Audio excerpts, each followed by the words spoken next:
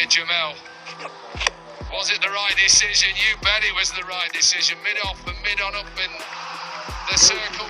পিএসএলে বলার মোস্তাফিজের ব্যাটিং তাণ্ডব, বলারদের পিটিয়ে 4 ছক্কার ভেলকি দেখালো মোস্তাফিজুর রহমান। অগ্নিঝরা বোলিংয়ের পর ব্যাট হাতে তাণ্ডব চালালো বাংলার টাইগার। দর্শক, পিএসএলে আজ দেখা মিলল এক অন্যরকম মোস্তাফিজের। করাচির ন্যাশনাল স্টেডিয়ামে পেশোয়ার জালমিল শক্তিশালী ব্যাটিং লাইনে একাই ধস নামালেন এই টাইগার পেসার।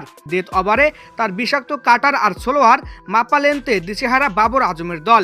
তবে কেবল বোলিং নয়, ইনিংসের শেষ দিকে মোস্তাফিজের ব্যাট হাতে 4 ছক্কা মারার দৃশ্য গ্যালারিতে থাকা দর্শকদের রীতিমতো চমকে দিয়েছেন। পিএসএলের 19তম ম্যাচে আজ মুখোমুখি হয়েছিল লাহোর ক্লান্ডার্স ও পেশোয়ার জালমি। টসে জিতে ব্যাট করতে নেমে কুশল মেন্ডিস ও বাবর আজমের ব্যাটে বড় সংগ্রহের পথে ছিল পেশোয়ার।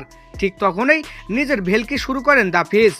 ইনিংসের গুরুত্বপূর্ণ সময়ে জোড়া আঘাত হেনে পেশোয়ারের রান থামিয়ে দেন মোস্তাফিজ। 4 ওভার বল করে মাত্র 30 রান দিয়ে শিকার করেন 2টি উইকেট। বিশেষ করে 19তম ওভারে তার করা ডট বলগুলো পেশোয়ারকে 200-র নিচে আটকে রাখতে মূল ভূমিকা পালন করে। এদিকে 174 রানের লক্ষ্যে ব্যাট করতে নেমে লাহোরের ব্যাটাররা যখন আসা যাওয়ার মিছিলে ব্যস্ত, তখন 11 নম্বরে ব্যাটিংয়ে নামেন মোস্তাফিজ।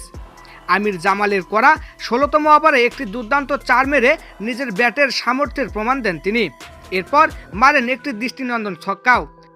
যদিও আজকের ম্যাচে মাত্র 4 বলে 10 রান করে অপরাজিত থাকতে হয় তাকে, কারণ অন্য প্রান্তের ব্যাটাররা টিকতে না পারায় লাহোরের অল আউট হয় মাত্র 97 রানে। লাহোর ক্লান্ডার্স 76 রানে হারলেও বাংলাদেশি ভক্তদের জন্য আনন্দের খবর হলো মোস্তাফিজের ছন্দে ফেরা।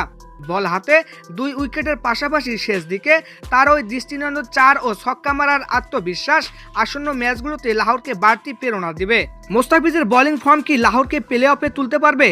আপনার মন্তব্য জানান আমাদের কমেন্ট বক্সে। পিএসএলে বাংলাদেশি খেলোয়াড়দের দুর্দান্ত পারফরমেন্সের সকল আপডেট সবার আগে পেতে আমাদের চ্যানেলটি সাবস্ক্রাইব করে সাথেই থাকুন। সবাইকে ধন্যবাদ।